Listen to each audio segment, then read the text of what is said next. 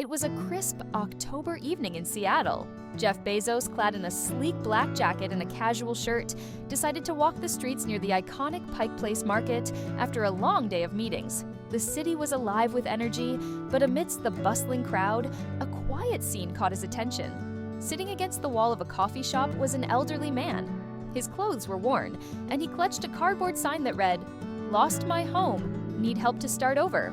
His face, etched with lines of hardship, carried a quiet dignity. Jeff stopped, his usual focused demeanor softening. He walked over and crouched down. "Hello, sir," Jeff said gently. "What's your name?" The man looked up, startled.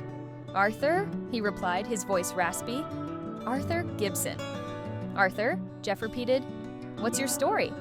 Arthur sighed, his gaze dropping to the pavement. "Worked in manufacturing for 30 years. Lost my job when the factory closed. Tried to make ends meet, but, well, here I am." Jeff nodded, absorbing the man's words. For someone who had built a global empire, Jeff knew the value of resilience and hard work. He also understood the importance of offering a hand when someone needed it most. "Arthur," Jeff said, his tone firm but kind, "this isn't where your story ends." Jeff pulled out his phone and made a quick call to his assistant, Emily. "Emily, I need you to find a nearby hotel with availability. Also, contact a local support organization for displaced workers.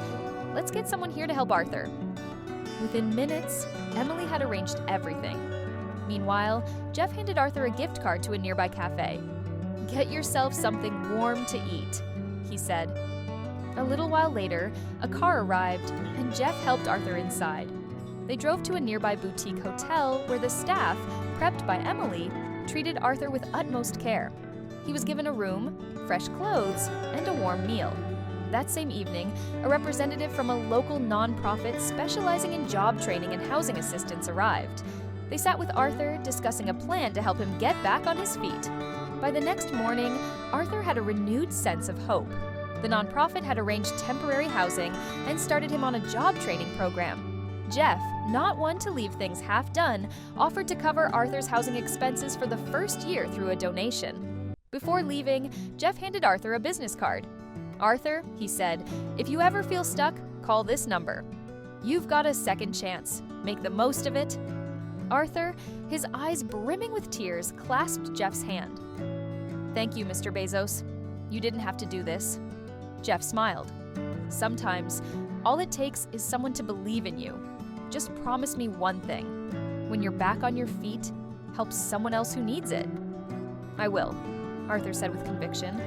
As Jeff walked back into the Seattle evening, he felt a quiet satisfaction.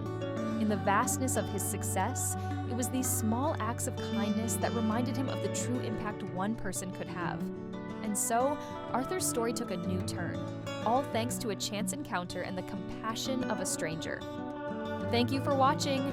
If you enjoyed this heartwarming story, don't forget to like, share, and subscribe for more inspiring tales.